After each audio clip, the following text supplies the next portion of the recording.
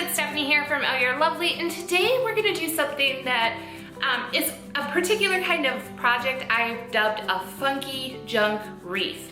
You heard that right, a funky junk wreath. We are gonna take what was, I think, a part of an old steering wheel, it's just the metal part, and we're gonna turn this into a wreath. You can do this with all sorts of fun, found objects that are at a thrift store, at a vintage shop, at a flea market, and turn it into something amazing. And we're gonna take some of the solowood flowers that we've dyed recently to look like succulents. This is such a fun tutorial. Y'all know how I like to chit chat, so I'm gonna stop and we're gonna jump right into that tutorial.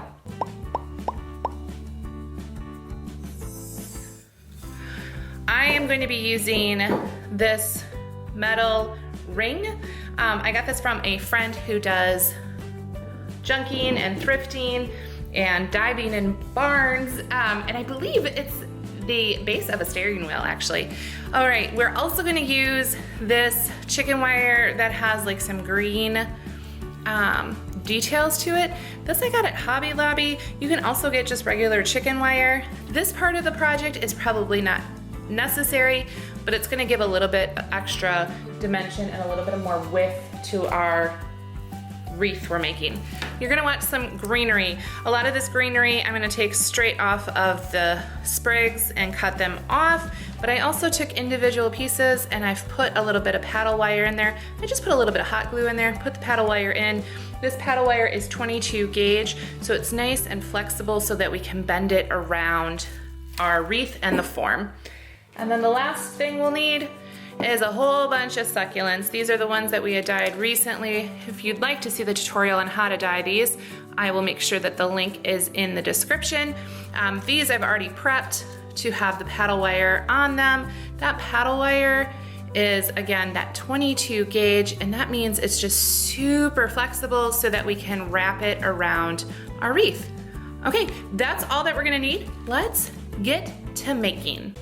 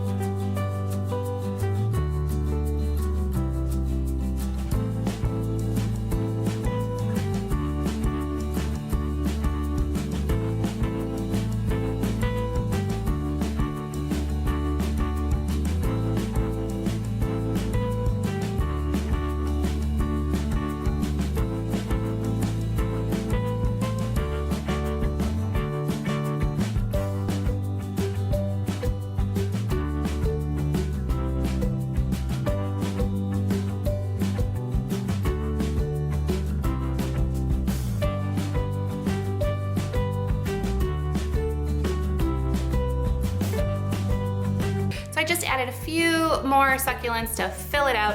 And now take your favorite ribbon. I'm gonna hide this little connection point of the iron, steel, metal, whatever this is. Add a little string, add a little twine, whatever you want to do to hang it if it doesn't have a good hanging spot. And there you go. There it is. How stinking cute did this turn out? The back isn't as messy as most of my wreaths are, so I'm really impressed with that. I've never done it with having a chicken wire or some sort of other piece to kind of create a form around the metal, so that worked out really well. A lot of the time these Funky Junk wreaths are, I have a little bit of a flat edge and I can put, like I can glue the flowers straight onto it, but this time we did it all with wire. I think it turned out really, really well. I'm super excited to put this on my front door. I'm just loving it. So if you guys have any questions, make sure to pop them down in the comments. If you'd like what we're doing around here, feel free to subscribe, and there's a bell. Click that, then you get notifications whenever another video goes live. I'm talking over my words today, you guys. And if you want to learn more about the solo wood flowers, we have almost over 100 different styles now. Go to ohyourlovely.com where there's solo flowers, craft supplies, all kinds of fun crafty goodness. And until next time, this is Stephanie from Oh You're Lovely, and you, my friends, are absolutely lovely. Bye guys.